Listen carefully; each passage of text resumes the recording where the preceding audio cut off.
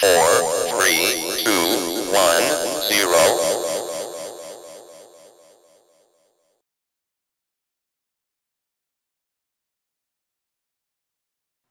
Good morning, I'm Miss Tyler and welcome to Context for Kids.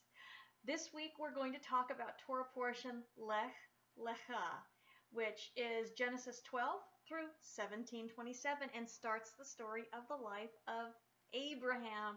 And it's one of my favorite portions of scripture, and as you're going to find out, I actually say that a lot. But doesn't mean I'm not telling the truth. So, before we get started, I've had a few parent questions this week and I want to clear up some confusion. So, question number 1. Do you need my book to understand what we're talking about here? No, you don't. The curriculum books that I write are for the kinds of subjects that require a lot more than 15 minutes of instruction.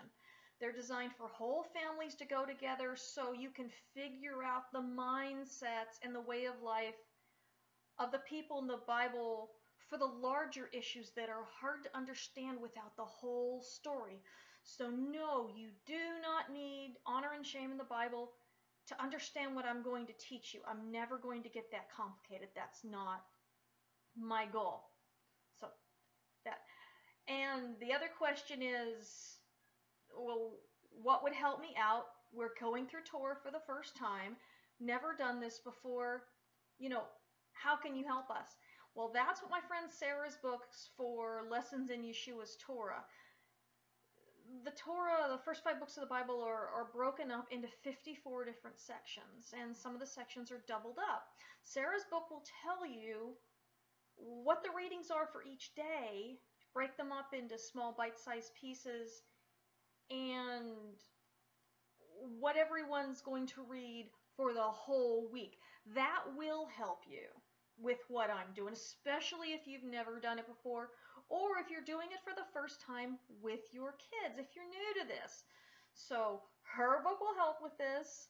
Mine stands on its own. You don't need the videos to read that, and you don't need that to do the videos. I hope that made sense. Anyway, Lech Lecha in Hebrew means go, go. Or as I like to say, go on, get. God told Abraham to leave his family and his land and follow. He said, follow me to the land that I will show you. Who else said, follow me? Yeshua, Jesus. See the connection? We're supposed to just trust him and go where he leads. And sometimes, usually, we don't know the destination, so we've just got to keep on going. All right, so start out in chapter 12. Now, chapter 12 is an honor-shame article, so I'm not going to go into that here. You can study that on your own. I got to choose small topics, or you guys are going to get bored. Hope you're not bored already, because I've been boring so far, haven't I? Okay, so chapter 13. The big deal about this week is adoption. Adoption was a huge subject throughout the Bible, not just in Paul's letters, but starting out very, very early with Abraham. But you don't see it unless you know the ancient Near Eastern customs, ancient Near Eastern language. Now, there was nothing more important in the ancient world than having heirs. And a man who didn't have a son was in big trouble. There was no one to bury him properly. Now, in the ancient Near East, and that's Israel, what we would call the Middle East, Turkey, all those countries, Iraq, Syria, it's the ancient Near East. And they had very set ways of doing things, and all the cultures were very interrelated. They had the same kind of laws. They had the same kind of culture. So, in those cultures, they had a fear of, not fear of dying, but they had a fear of not being buried properly, not being taken care of in death, because there were grave concerns over the afterlife. All right? So, if you died and you didn't have an heir, 1, you wouldn't be buried properly. 2, no one would take care of your widow. she'd be in grave danger of starvation and being oppressed, because women in those days really couldn't have any respectable professions. Okay? If you had servants, if you had people who were working for you, they'd all be out of a job. Okay? Your slaves would be in big trouble. They no longer had food. They didn't have anywhere they could go to work. They would probably just be taken into slavery again, and possibly not by someone as nice as you are, because unlike the laws handed down to Moses, the laws of the ancient Near East did not protect slaves at all. The laws as given to Moses says you cannot damage your slave. If you damage him, he goes free for nothing. Okay, you gotta send him away. You know, if you damaged his eye or whatever, he needed to go, and you couldn't treat your female slaves dishonorably either. Absolutely not. But the rest of the world didn't have, the rest of the world was a lot more like America 200 years ago, 150 years ago. All right? Where it's your property, you can do whatever you want with them. Well, God never intended for human beings to be treated like that. And his laws reflect that. He hates oppression. He loves righteousness and justice. And he says he will care for the oppressed if we don't. And believe me, we don't want him to have to do it if we didn't do it. But now I'm off the point. So anyway, we see Abram and Sarai leaving Haran with the nephew Lot. Now Lot's father, Haran, same name as the town, probably no accident, had left with Abraham. And Haran had died. Okay, so why was Lot going with Abraham? Everybody thinks, oh, well, he worshiped the same God. He says, no, Abraham was childless. And so most likely he took his brother's son, who probably wasn't the firstborn, probably didn't inherit the double portion from Haran, because the firstborn inherited twice as much as all the other sons. And so in those days, it was very customary to adopt an adult to be your heir, to make sure that your family was cared for in the ways that I mentioned previously.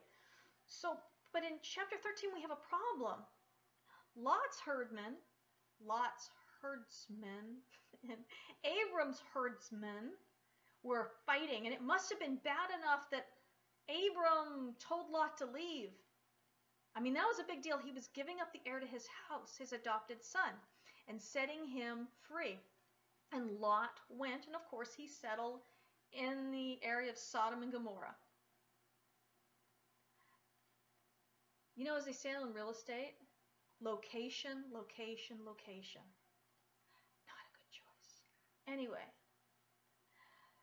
so Lot leaves, and why do I think Lot was adopted? Because what's the first thing that God does? God contacts Abraham, and he says, don't worry. Your seed will be as numerous as the sands on the seashore. So God was reassuring Abram that even though he told Lot to hit the road, that he was still going to have an heir. Okay. So, chapter 14, we get into another complicated subject, suzerain and vassal treaties, and I'll be doing a curriculum on that later. It takes a lot more time than we have to spend together, and if I was going to teach it out loud, you'd probably find it pretty boring. So, we'll cover it a little bit in Exodus, and I'll cover it in a future book. So, suzerain and vassal treaties. The 5 kings versus the 3 kings. We're not going to do that. But here's what I brought you here for today, is the covenant of pieces. Now, this is cool, and this is something that I can explain to you. The beginning of the chapter, you know, Abram's kind of sad, you know, and God's making him promises, and he says, well, you know, I still don't even have a son, and now Eliezer of Damascus, somebody born in my house, you know, a manservant, he's going to be my heir. I don't have an heir.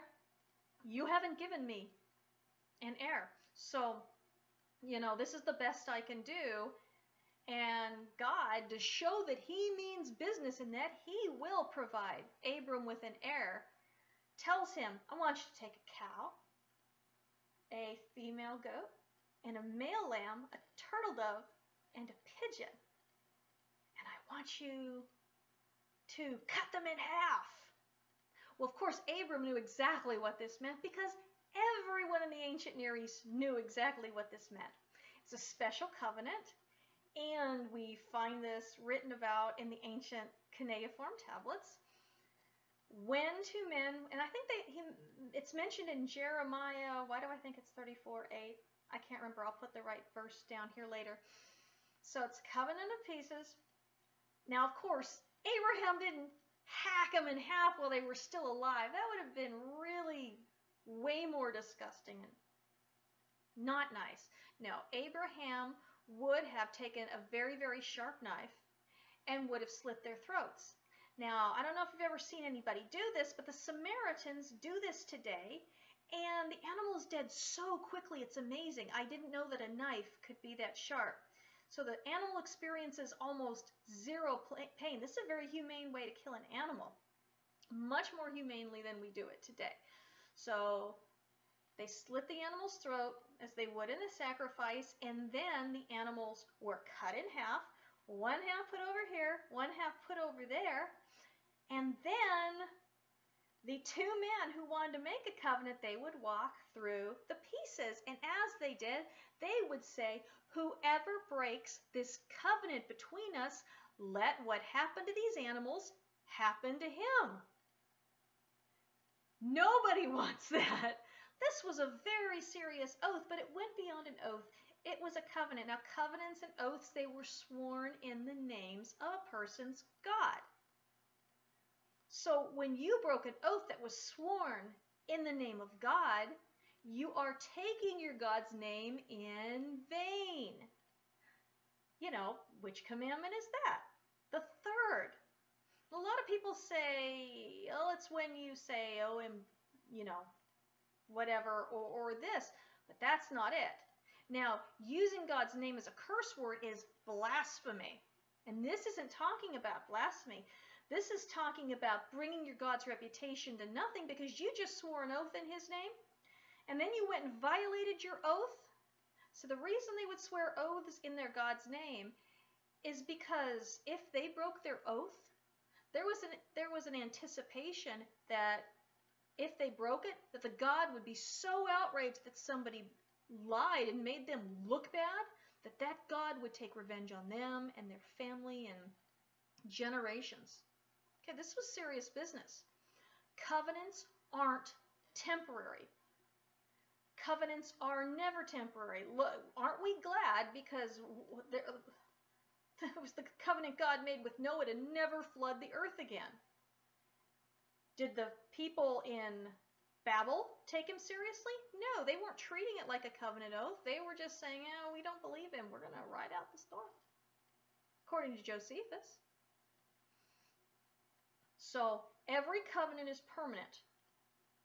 Covenants can be added to,